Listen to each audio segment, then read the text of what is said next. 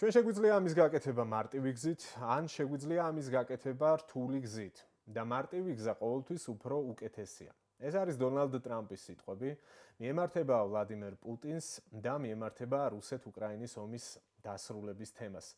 მოგესალმებით, მე ვარ ბექა პატურაშვილი, ეს არის Redline. დღეს ჩვენ ვისაუბრებთ ალბათ მთელ მსოფლიოში ყველაზე აქტუალურ თემაზე დღეისათვის. ტრამპი უკვე მეორე ვადით შევიდა ოვალურ კაბინეტში, ერთი კვირაა გასული მისი ინაუგურაციიდან და მთავარი წამყვანი თემა არის რუსეთ-უკრაინის ომის დასრულება, რაც ტრამპის ერთ-ერთი მთავარი დაპირება იყო ჯერ კიდევ წინა საარჩევნოდ. როგორც ვნახეთ, 24 საათში ომის დასრულების დაპირება ჩავარდა და ალბათ ბევრი თქვენგანი ამას არც უყურებდა რაღაც რეალისტურად და ახლა უკვე ახალი ვადები გაჩნდა. ტრამპი საუბრობს 100 დღეზე, გასცემს შესაბამის განკარგულებებს და აქტიურად მოუწოდებს პუტინს სასწრაფოდ დაასრულოს ომი და დაჭდეს მოლაპარაკებების მაგიდასთან. დღეს მე ვეცდები, რომ აი ამ თემაზე საუბრისას დავეყრდნო ყველა მნიშვნელოვანი აქტორის პოზიციებს, შემოგთავაზოთ ყველა განცხადება, რომელიც გაკეთდა სწორედ მათი მხრიდან, გულისხმობ ტრამპს, გულისხმობ პუტინს და გულისხმობ ზელენსკის, რომელიც ახლა ყველაზე რთულ მოცემულობაშია, ომში მყოფი ქვეყნის პრეზიდენტი. და გარდა ამისა, ჩვენ ვეცდებით, რომ განვიხილოთ თქვენთან ერთად თუ რა იგულისხმება ყველა კონკრეტული განცხადების უკან. რა შეგვიძლია ამოვიკითხოთ ტრამპის გზავნილების, პუტინის პოზიციების თუ ზელენსკის მოთხოვნების მიღმა და როგორ მიდის ეს თამაში. ძალიან საინტერესო თამაში, როგორ ვითარდება, როგორ ცდილობს ერთის მხრივ ტრამპი, რომ შექმნას ხელსაყრელი ფონი მოლაპარაკებებისთვის, რამდენად გამართლებული არის მისი ტაქტიკა, რა უჭირავს მას ხელში როგორც ზეწოლის ბერკეტები და რამდენად შეიძლება რომ საბოლოოდ უკრაინისთვის სასარგებლო და დასავლეთისთვის სასარგებლო პოზიციებით დასრულდეს ან შედგეს ამ მოლაპარაკებების პირველი, ასე ვთქვათ, ეტაპი. გარდა ამისა, მე შემოგთავაზებთ ერთ ძალიან საინტერესო ექსპერტულ მოსაზრებას. სტატუსი უკვე ყველაფერს ამბობს, მე მოგასმენინებთ CIA-ის ყოფილი დირექტორის განცხადებას, რომელიც ერთ-ერთ პოდკასტში სტუმრობისას გააკეთა და ის საუბრობს საკუთარი გამოცდილებიდან გამომდინარე პირდაპირ რჩევებს აძლევს ტრამპს, თუ რა უნდა გაითვალისწინოს მან, ვიდრე დაჯდება ერთ-ერთზე პუტინთან მოლაპარაკებების მაგიდასთან, მიუხედავად იმისა, რომ ტრამპს და პუტინს აქვთ წარსული გამოცდილება ურთიერთშეხვედრის, ახლა სხვა მოცემულობა არის და ახლა სხვა მოთხოვნები აქვს ერთ, მეორე თუ მესამე მხარეს. ერთ სიტყვით დავიწყოთ და პირველი რაზეც მინდა თქვენი ყურადღება გავამახვილო და რაც ჩემთვისაც ერთ-ერთი ყველაზე მეტად სიმბოლურიც და საინტერესო განცხადებაც იყო, გულისხმობ იმას, რომ ძალიან კარგად წარმოაჩენს ეს ტექსტი, როგორ თამაშობს ახლა დონალდ ტრამპი. ეს იყო მისი გავრცელებული წერილი სოციალურ ქსელში. თავდაპირველად ამ ტვიტში ის აქებს პუტინს, ცდილობს რომ მის მიმართ კეთილგანწყობა გამოამჟღავნოს, ცდილობს რომ ეს დადებითი იმპულსი შეიტანოს მის გზავნილებში, ამბობს რომ მას არ უნდა რუსეთისთვის ზიანის მოტანა, არც ის უნდა რომ დაზარალდეს რუსი ხალხი, რომელიც მას ძალიან უყვარს. ავლებს გარკვეულ ისტორიულ პარალელსაც, რომ არც ის უნდა დაავიწყდეს საზოგადოებას, რომ რუსებმა ძალიან დიდი წვლილი შეიტანეს მეორე მსოფლიო ომის მოგებაში და მათ მილიონობით სიცოცხლე დაკარგეს ამის სანაცვლოდ და შემდეგ უკვე ის პირველ მაზოლზე აჭერს, ასე ჟარგონზე რო ვთქვათ, ფეხს და ახსენებს უკვე რუსეთის ეკონომიკას. მას არ უნდა რომ რუს ხალხს მიაყენოს ზიანი, მით უმეტეს რომ რუსეთის ეკონომიკა განიცდის ვარდნას, მას აქვს სერიოზული პრობლემები და სწორედ ეს არის ერთ-ერთი მთავარი ფაქტორი, რის გამოც გონივრული იქნება თუ შეწყდება ომი და აი აქვე უკვე შემოდის მუქარა. ის ახსენებს მაღალ გადასახადებს, ახსენებს ტარიფებს, ახსენებს სანქციებს, რომლის დაწესებაც მას იმ შემთხვევაში ხელეწიფება, თუ პუტინი მის ნაბიჯს დათმობის ნაბიჯით არ შეხვდება. სწორედ ეს იგულისხმება მარტივ გზასა და რთულ გზაში, რომელიც ფრაზაც მე თავშივე გამოვყავი. წავიკითხავ ერთ ციტატას აი ამ განცხადებიდან, მოდი დავამთავროთ ეს ომი, რომელიც არასდროს დაიწყებოდა მე რომ პრეზიდენტი ყოფილიყავი. ამის გაკეთება შეგვიძლია მარტივი გზით, ან რთული გზით და მარტივი გზა ყოველთვის უკეთესია. დროა შეთანხმებას მივაღწიოთ, მეტი სიცოცხლე არ უნდა დაიკარგოს. აღსანიშნავია, რომ ადამიანურ რესურსზე, ადამიანურ ფაქტორებზე აკეთებს ბოლო განცხადებებში ტრამპი განსაკუთრებით აქცენტს და ამბობს, რომ პოლიტიკურ მოცემულობას რომ თავი დავანებოთ, იქ ახალგაზრდა მშვენიერი ხალხი იღუპება. არ აქვს მნიშვნელობა რომელი მხრიდან და ეს დანაკარგი უკვე მილიონს აჭარბებს. აი ამას უსვამს ხაზს, თუმცა არსებობს ისეთი მოსაზრებაც, რომ პუტინს ეს ცოცხალი ძალის დანაკარგი ნაკლებად აღელვებს. ამას ხაზს უსვამს ზელენსკი, რომლის განცხადებებსაც შემდეგ მოვისმენთ. რომ გავყვეთ ახლა რისი თქმა უნდა და როგორ მოქმედებს დონალდ ტრამპი, შემოგთავაზებთ მის შემდეგ განცხადებას, რომელიც შესაძლოა მოსმენილიც გაქვთ. ეს არის, როდესაც პირველ განკარგულებებს აწერდა ხელს და პარალელურად მედიას ესაუბრებოდა. ტრამპმა უპასუხა რუსეთთან მოლაპარაკების შესახებ დასმულ შეკითხვას, რომელიც ჟღერდა ესე, რომ მოაწერს თუ უნდა წავიდეს თუ არა და წავა თუ არა პუტინი შეთანხმებაზე. აი აქ ტრამპმა ასეთი პასუხი გასცა. ის უნდა წამოვიდეს შეთანხმებაზე. ფიქრობ ის ანგრევს რუსეთს შეთანხმებაზე არ წამოსვლით. ფიქრობ რუსეთს შეექმნება დიდი პრობლემები. შეხედეთ მის ეკონომიკას, ინფლაციას. შეთანხმებამდე უნდა მივიდეთ. ხო, ну, როგორც თქვით, ტრამპი ხაზს უსვამს, რომ პუტინს სხვა გამოსავალი არ აქვს, მან უნდა გადადგას ეს ნაბიჯი, იმიტომ რომ მცირდება მისი რესურსები და შესაძლებლობები და ეს არის გასათვალისწინებელი ფაქტორი. ну, აი ამით მიანიშნებს საკუთარ უპირატესობას ტრამპი ერთის მხრივ, რომ მას შეუძლია გავლენის მოხდენა, როგორც მეგობრობა და ხელის ჩამორთმევა და ყველასთვის სასარგებლო შედეგის მიღწევა, ასევე მძიმე მდგომარეობაში პუტინის ჩაყენება.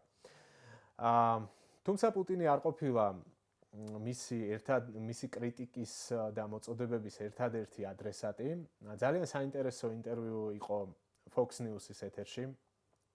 და აქვე უნდა ვთქვა, ვიდრე ამ ინტერვიუს შინაარსზე გადავალ, რომ საქართველოში მეტწილად მედიამ ეს თემა გააშუქა ძირითადად ერთი კუთხით, რომ ტრამპი აკრიტიკებდა ვოლოდიმირ ზელენსკის. თუმცა დასაწყისშივე გეტყვით და მოისმენთ თავადაც, ვისაც არ მოგისმენიათ, რომ აქ ტრამპი არ აკრიტიკებდა მხოლოდ ზელენსკის. ის აკრიტიკებდა პირველ რიგში ბაიდენს, შემდეგ პუტინს და აკრიტიკებდა ზელენსკისაც. ის ცდილობს ასეთი პოზიცია მოირგოს, რომ მთავარი გმირი არის თვითონ. არა თუ დღეს, არამედ მთავარი გმირი იქნებოდა გუშინაც, თუ ის იქნებოდა პრეზიდენტი და უკვე ჩავლილ ამბავზე საუბრობს ისე, რომ მას ის რომ ბაიდენის ადგილზე ყოფილიყო, შეეძლო და ხელისუფლება და მარტივად ეს სიტუაცია დაელაგებინა და არ ყოფილიყო არავისთვის ასეთი მძიმე ვითარება შექმნილი. და სწორედ აი ამ კონტექსტში ახსენებს ის ზელენსკის და ამბობს იმას, რომ ის არ უნდა წასულიყო თამამნაბიჯებზე, მას შეეძლო მოლაპარაკებებზე ფიქრი და ტრამპი რომ ყოფილიყო, ეს მოლაპარაკება მას არ გაუჭირდებოდა. ნახოთ ეს ინტერვიუ, ნახოთ რას ამბობს ბაიდენის შესახებ და ყველა აქტორის შესახებ Fox News-ის ეთერში ტრამპი და განვაგრძოთ განხილვა. ეს არის ომი, რომელიც არასდროს არ უნდა დაწყებულიყო. ამ ომის დაწყების დაშვებით ბაიდენმა ცუდი რამ ჩაიდინა. მან დაუშვა ენერგორესურსების გაძვირება. პირიქით, რომ გაეიაფებინა, პუტინს არ ექნებოდა ფული და ვერ დაიწყებდა ომს. მას მთელი ფული ენერგეტიკიდან აქვს. მე მაშინვე ვამბობდი, რომ ის პუტინს აქამდე მისვლის შესაძლებლობას მისცემდა. ცხადია ბაიდენის ამ მიდგომამ პუტინს უბიძგა ეს ყველაფერი გაეკეთებინა. რა თქმა უნდა, პუტინს არ უნდა გაეკეთებინა ეს. მე მხოლოდ ერთს არ ვადანაშაულებ. პუტინს არ უნდა გაეკეთებინა და ეს უნდა გაჩერდეს. ხომ ვიცით, რომ მან 850,000 ჯარისკაცი დაკარგა. უკრაინამ კი 700,000. ახლა აუცილებელია მოლაპარაკებები და თუ რუსეთი ამაზე არ წამოვა, მე მომიწევს დავუწესო მძიმე სანქციები და დიდი გადასახადები, რისი გაკეთებაც არ მინდა. მე მიყვარს რუსი ხალხი, ამიტომაც მინდა ეს ომი დავასრულო. რაც შეეხება ზელენსკის, მას უნდა ამ ყველაფრის შეწყვეტა. მასაც არ უნდა დაეშვა ეს ომი. ის შეეჭიდა ბევრად დიდ ძალას. მისი სიმამაცის მიღმა არის ერთი საკითხი. ამერიკამ 200 მილიარდი დახარჯა ამ ომში და ეს ორჯერ მეტია ვიდრე ევროპის დანახარჯი. როგორც ვთქვი, ზელენსკი შეეჭიდა ბევრად უფრო დიდ ძალას და ეს არ უნდა გაეკეთებინა, იმიტომ რომ ჩვენ შეგვეძლო მივსულიყავით შეთანხმებამდე. ამას მარტივად შევძლებდი. ზელენსკიმ გადაწყვიტა, მე მინდა ბრძოლა და ეს იმ დროს, როდესაც რუსეთს 30,000 ტანკი ყავდა, ხოლო ზელენსკის პრაქტიკულად არც ერთი. შემდეგ გვიწევდა მისი მუდმივი მომარაგება. მართალია ისინი ჩვენს მიწოდებულ იარაღს მამაცურად იყენებენ, თუმცა როგორც ვთქვი, ეს ომი აუცილებლად უნდა დასრულდეს. ნახეთ ხო, აი ამ სამწუთიან მონაკვეთში რამდენ ვინმეს ელაპარაკება ტრამპი. ხსენებული აქტორები გასაგებია, ხომ? ბაიდენი, პუტინი, ზელენსკი. და აქვე შემოიტანა მან ევროპელების თემა, ხო? ეს არ არის პირველი შემთხვევა, როდესაც ტრამპი ცდილობს, რომ წნეხის ქვეშ მოაქციოს ევროკავშირის ქვეყნები, იმისთვის, რომ მათ მეტი ფული ამოიღონ ჯიბიდან. და როდესაც საუბრობდა ტრამპი უსაფრთხოებაზე, მან ახსენა ერთ-ერთ ინტერვიუში, დავოსში გამოსვლის დროს, უბრალოდ, რომ რუსეთისგან, ამერიკისგან განსხვავებით, ევროპას ოკეანე არ ყოფს. და ის მუდმივად მოუწოდებს ამ შემთხვევაში მათ, რომ თავდაცვის ბიუჯეტი გაზარდონ, 5%-მდე გაზარდონ თავდაცვის ხარჯები ყველა ქვეყანამ და ამით მიანიშნებს, რომ მათ მეტი უნდა გაიღონ, მათ შორის უკრაინის დასახმარებლად ისევ და ისევ საკუთარი უსაფრთხოებისთვის, ხომ? ამას საუბრობს ზელენსკიც, რომ მარტო რუსეთი არ არის უკრაინისთვის საფრთხე და ის მთელს ევროპას ემუქრება და თუ მას არ გააჩერებენ, აუცილებლად მიადგება სხვა ქვეყნებს.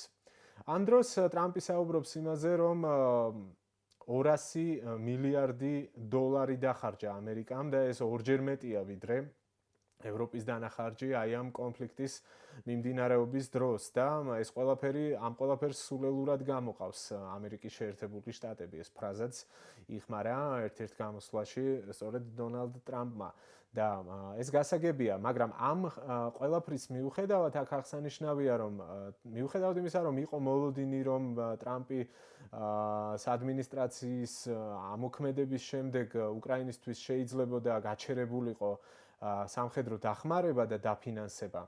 ეს არ მოხდა და ამ კითხვაზეც მოვისმინეთ ტრამპის პასუხი, რომ ამ საკითხზე ჯერ უნდა მოხდეს განხილვა და მიუხედავად იმისა, რომ სხვა ქვეყნებს შეუჩერა საგარეო დახმარება 90 დღით დროებით და მიდის აი ამ მთელი პროგრამების გადახედვა, უკრაინის შემთხვევაში ეს ასე არ მომხდარა და განაგრძობს ის უკრაინის დაფინანსებას მისი პოზიციების გასამყარებლად და ეს ალბათ ყველაზე მეტად სწორედ მნიშვნელოვანი არის თუ საუბრობთ ჩვენ შესაძლო მოლაპარაკებებზე და რა პოზიციებში შეხვდება ამ ხრივ უკრაინაც ამ მოლაპარაკებებს, რა მდგომარეობა იქნება მათ შორის უშუალოდ ბრძოლის ველზე, ესაც აღსანიშნავი ფაქტორია. კიდევ ერთი რაზეც მინდა ყურადღება გავამახვილო, ეს არის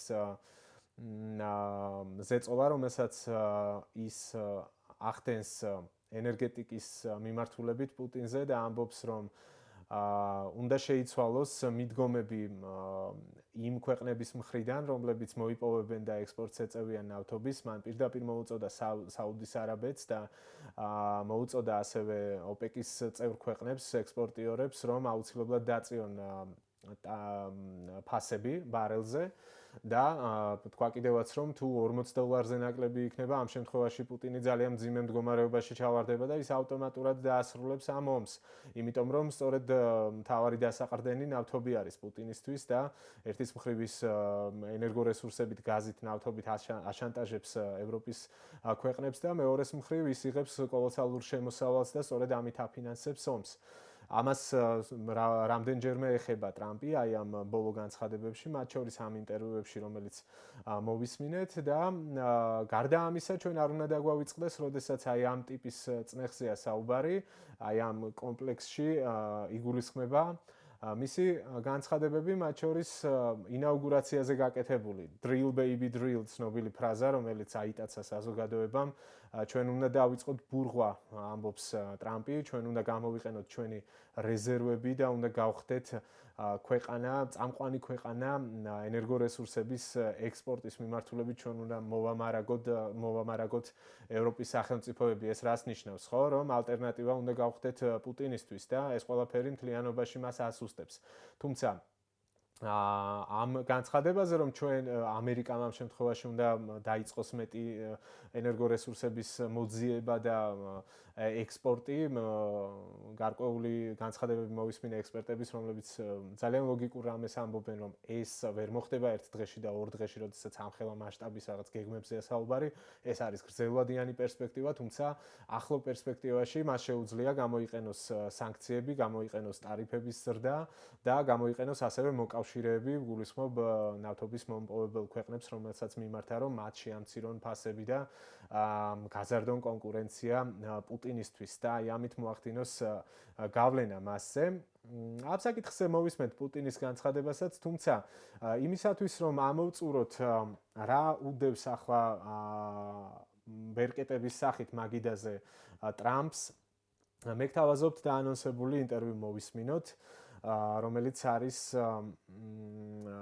CIA-ის ყოფილი დირექტორის ჯონ მაკლაუჰინის, რომელიც ძალიან საინტერესო სამ ფაქტორზე ამახვილებს ყურადღებას იმისთვის, რომ წარმატებული იყოს ტრამპის პოლიტიკა პუტინთან მოლაპარაკებების ნაწილში.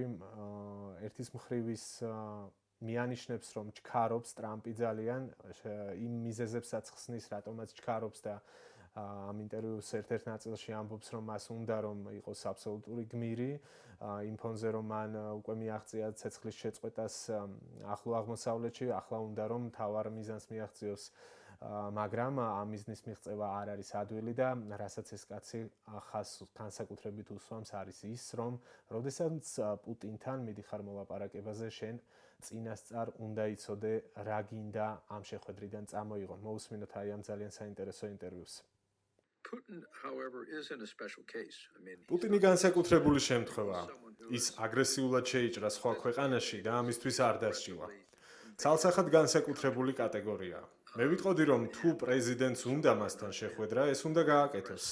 ასევე მე ვიტყოდი, რომ ეს ტოტალურად ცუდი იდეა არ არის. მაგრამ უბრალოდ შეხვედრა ამერიკის პრეზიდენტთან ეს პუტინისთვის საჩუქარი და გამარჯვება იქნება. ამ ომმა ისაქცია პერსონად, რომელიც ჯერ კიდევ მისაღებია ლათინური ამერიკის გარკვეულ ნაწილში. ახლო აღმოსავლეთის ნაწილში და მხოლოდ იმ ქვეყნებში, რომლებიც მასთან ახლოს არიან, მათ შორის ჩინეთში და ჩრდილოეთ კორეაში. ამიტომ მისთვის მხოლოდ შეხვედრა შეხვედრისთვის დიდი საჩუქარი იქნება. სანაცვლოდ ამერიკის პრეზიდენტმა ჯერ კიდევ ამ პროცესის დაწყებამდე რაიმე უნდა მიიღოს. აქედან ჩემს შემდეგ პუნქტზე გადავალ. პუტინი KGB-ს KGB-ის ოფიცერია. ის გაწვრთნილია თუ როგორ გადმოიბიროს სხვა ადამიანები და ჩვენი პრეზიდენტი არა. ვფიქრობ, ტრამპი ძალიან თავდაჯერებულია და ეს ასეც უნდა იყოს. მე პირადად არ ვიცნობ, მაგრამ მგრძნობ, რომ მას წარმოუდგენია, რომ უბრალოდ შეაბიჯებს ოთახში, მოახდენს манипуляციას და ამით გავლენას იქონიებს მის წინ მჯდომ ადამიანზე, ამ შემთხვევაში პუტინზე. ამას სკეპტიკურად ვუყურებ. ეს არ ნიშნავს, რომ ტრამპს კრიტიკულად ვაფასებ. იგივეს ვიტყოდი ნებისმიერ პრეზიდენტზე, რომელიც პუტინთან შეხვედრას დააპირებდა. ასეთ შემთხვევაში თქვენ წინასწარ უნდა იცოდეთ, რა შედეგი გინდათ საბოლოოდ. პუტინს ეს აუცილებლად ეცოდინება და იმპროვიზაციას არ მიმართავს. ასე რომ ამერიკული მხრიდან ტრამპმა მკაფიოდ უნდა იცოდეს, რა შედეგის მიღება სურს. ეს შეხვედრა წინასწარ კარგად უნდა მომზადდეს მისი გუნდის მიერ. შემდეგი პუნქტი. ტრამპი პუტინს არ უნდა შეხვდეს, ვიდრე არ მოხდება პოზიციების შეჯერება ჩვენს ნატოელ მოკავშირეებთან და რაც მნიშვნელოვანია პრეზიდენტ ზელენსკისთან. ზელენსკი უნდა იყოს თანხმობაში იმ საკითხებთან, რასაც ტრამპი დააყენებს. საგულისხმოა, რომ უკრაინა საქმეს ცუდად არ ართმევს თავს. რუსეთი არ არის სრულად მომგებიან პოზიციაში. მისი დაღუპული და დაშავებული ჯარისკაცების რაოდენობა 600,000-ს აღემატება და იძულებული გახდა ჩრდილოეთ კორეელი ჯარისკაცები დაემატებინა. ეს მის შესაძლებლობებში თავდაჯერებაზე არ მიანიშნებს. მოკლედ, პუტინი ძლიერ პოზიციაში არ არის და უკრაინელები ჩართული უნდა იყვნენ გადაწყვეტილებების მიღებაში. და საბოლოოდ ისევ დავუბრუნდები. უნდა იფიქრო იმაზე, რისი მიღება გინდა. ხო, ну აი ეს ინტერვიუ ჩემთვის ძალიან საინტერესო იყო და ალბათ ბევრ ადამიანს დააფიქრებს, ისეც ვინც ფიქრობს, რომ ძალიან მარტივად ხდება ყველაფერი და ერთი ზარით ტრამპი დაურეკავს ან მიმართავს ასე პუტინს და შემდეგ მეორე დღესვე გაიმართება შეხვედრა. არა, ეს ასე არ არის და ასეთი ტერმინი იყო ნახსენები აი ამ თემასთან დაკავშირებით. საჭიროა მოლაპარაკებებამდე და სწორედ აი ამას უსვამს ხაზს რომ აუცილებელი არის წინაპირობების მომზადება, აუცილებელი არის რომ ბევრი ფაქტორის გათვალისწინება მოხდეს და ეს ყველაფერი არ უნდა მოხდეს უკრაინელების გარეშე. აი აქ შემოდის ძალიან მნიშვნელოვანი საკითხი, ალბათ ბევრსაც მათ შორის საქართველოში გაუჩნდა ასეთი განცდა და ნუ ეს აზრი მუსირებს, ხო? საზოგადოებაში მეც ბევრჯერ მომისმენია, რომ ნუ აი ტრამპი მოვა და მერე უკვე ერთმანეთთან დაალაგდებიან.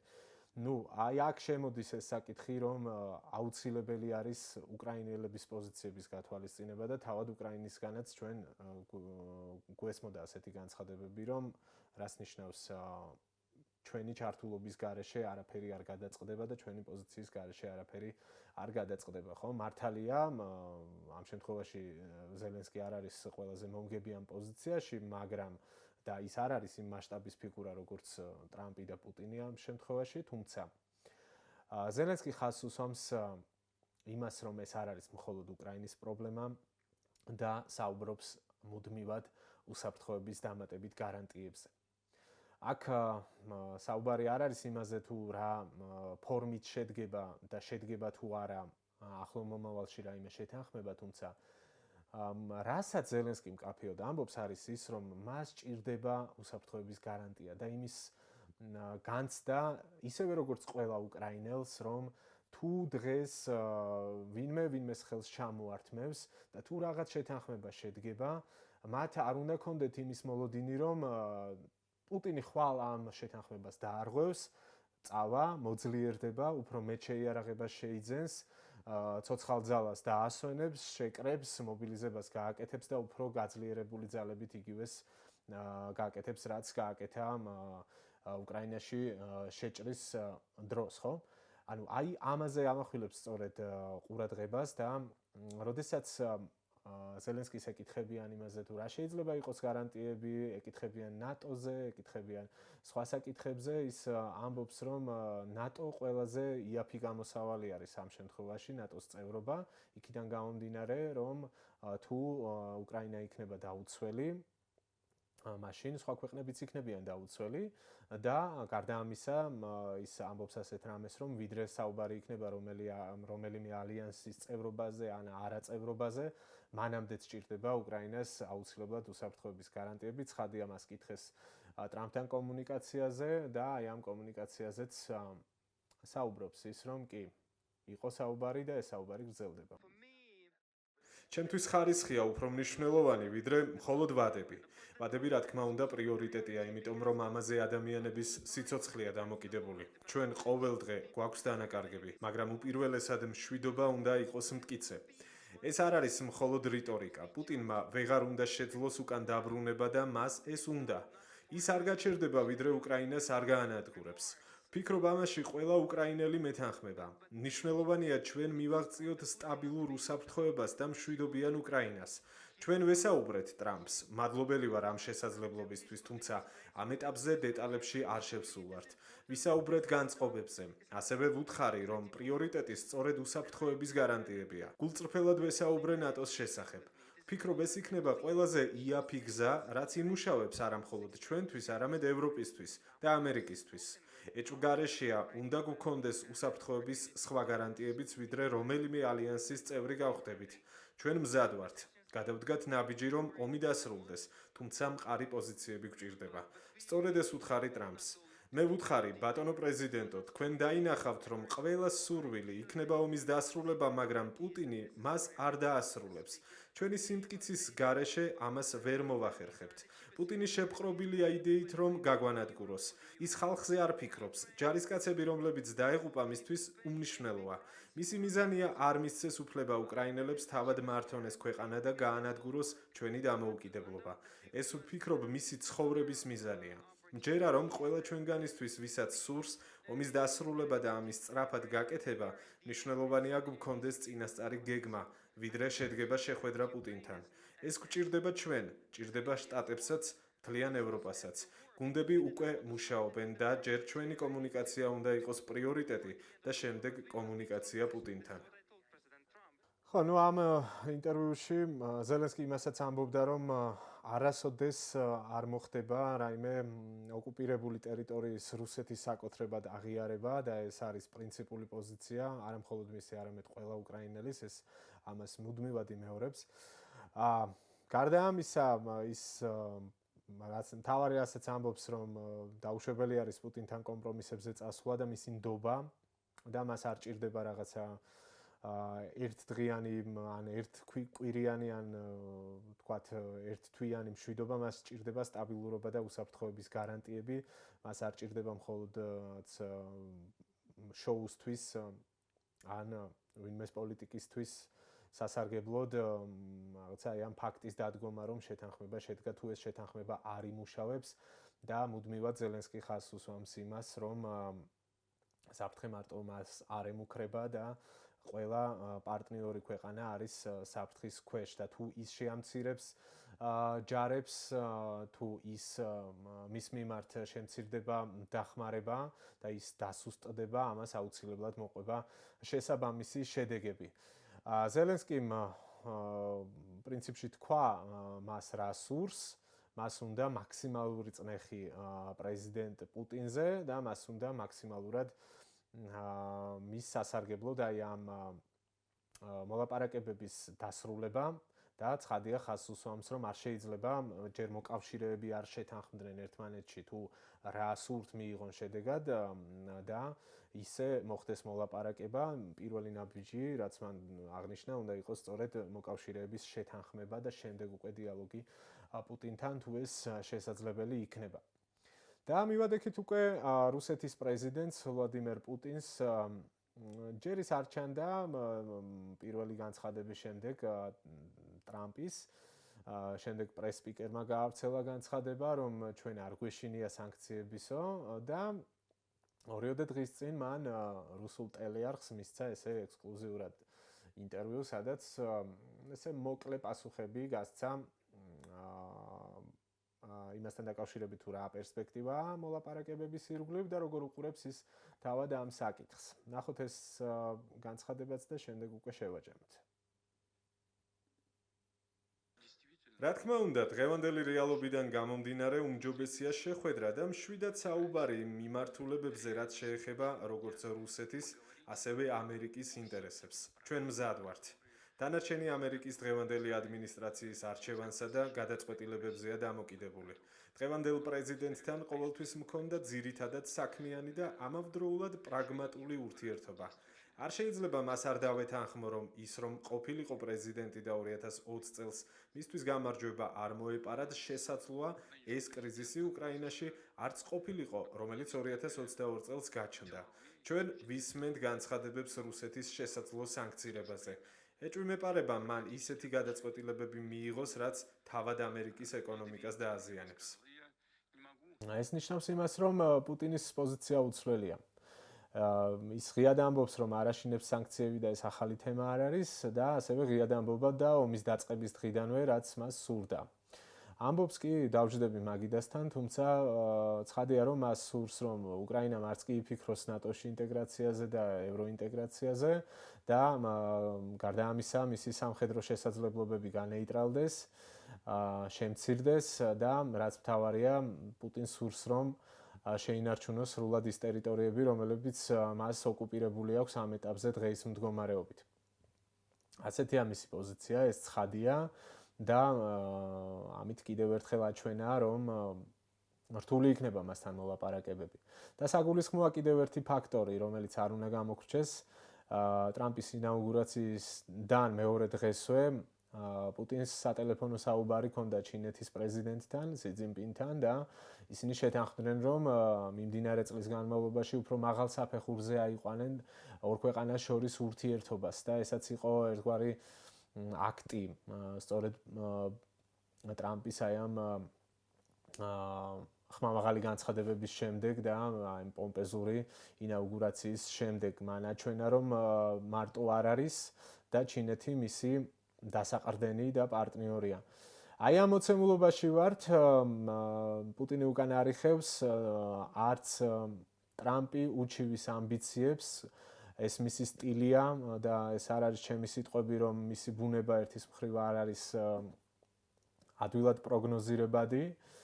ასე რომ არავინ არ იცის ის ხვალ რას იზამს, როგორ ისაუბრებს, ერთიც ფაქტია, რომ ის თუ საუბრობდა 24 საათში ომის დასრულებაზე, ეს ესე არ მოხდა. ახლა ახალი თარიღები შემოვიდა და არც ის არ აღსრულდა რეალურად, რომ შეწყვეტდა უკრაინისთვის სამხედრო დახმარების გაგზავნას. ერთი არას საუბრობენ პოლიტიკოსები, მეორეა რა აკეთებენ ისინი ქმედით ნაბიჯებში, როგორ გამოიხატება მათი პოლიტიკა. ძალიან საინტერესოა ახლა ესეთი სურათი ვნახეთ, რომ ჯერ ტრამპმა გადაუგდო ბურთი პუტინს მის მოედანზე და უთხრა, რომ აბა ეხლა შენ აირჩიე როგორ გინდა რომ წავიდეთ, რა გზით გინდა რომ წავიდეთ. მეორეს მხრივ პუტინისგან მოვისმინეთ, რომ ის ისევ იმ პოზიციაზე რჩება და არაპირებს ვინმეს რამე დაუთმოს. ახლა კი ბურთი კვლავ არის ტრამპის მოედანზე. საინტერესოა როგორ მოხდება გადაწყვეტილებების მიღება, ის იქნება ინდივიდუალური მოთამაშე თუ მოკავშირეებთან ერთად მოილაპარაკებს და პირველ რიგში უკრაინასთან შეთანხმდება პოზიციებზე, რისკენაც მას ზელენსკის გარდა სხვებიც მოუწოდებენ და როგორ წარიმართება ეს პროცესი. რაც მნიშვნელოვანია, რამდენად სწრაფად წარიმართება ეს პროცესი, როგორც ბევრს გონია მოხდება ერთ დღეში, ორ დღეში, ერთ კვირაში თუ გაცილებით დიდი დრო დაჭირდება და საერთოდ შედგება თუ არა რაიმე სახის მოლაპარაკება. ძალიან საინტერესო დროს ვცხოვრობთ და საინტერესო პროცესს ვადევნებთ თვალს, გარდა იმისა, რომ უშუალოდ ამ პოლიტიკოსების ქმედებები იწვევს ინტერესს. ყველაზე მნიშვნელოვანი ის არის, რომ აქ ადამიანების სიცოცხლეზე დამანგრეველ ომზეა საუბარი, რომელიც არა მხოლოდ უკრაინაზე და მის უშუალო სამეზობლოზე, მთლიან რეგიონზე ახდენს გავლენას და ჩვენი ქვეყანა აქ არ უნდა დაგვაუწყდეს. ბევრი რამ არის დამოკიდებული იმაზე, თუ რა მოხდება რუსეთ-უკრაინის ომის შემთხვევაში, როგორ დასრულდება და რა შეთანხმებით და რა პირობებით დასრულდება. და როდის დასრულდება ეს კონფლიქტი. მადლობა რომ თვალი გვადევნეთ. ჩემი ამოცანა, როდესაც ამ ვიდეოს წერდი, იყო ის, რომ უფრო ღრმად ჩაგვეხედა საქმეში, უფრო მეტი დაკვირვებით მოგვესმინა ამა თუ იმ მხარის პოზიციისთვის და შემდეგ გამოგვეტანა დასკვნები და ამით ვცდილობ ხელით შევუწყო დისკუსიას. დაწერეთ თქვენი მოსაზრებები კომენტარებში, როგორ განვითარდება ეს პროცესი. შევაფასოთ ასევე ტაქტიკები, რომელსაც ეს პოლიტიკოსები იყენებენ და მოკლედ დავრჩეთ დისკუსიაში, გამოგვეხმაურეთ, გამოიწერეთ ჩვენი არხი. მადლობა, ეს ჩვენთვის ძალიან მნიშვნელოვანია, რომ გამომწერები გვემატება და ჩვენი განვითარება მხოლოდ და მხოლოდ ამაზე არის დამოკიდებული, რამდენად მეტი აუდიტორია შემოიკრიბება ჩვენ გარეშე, ასე რომ არ დაიზაროთ და აჭირეთ გამოწერის ხილვას ხელი და დაელოდეთ შემდეგ ვიდეოს. მადლობა.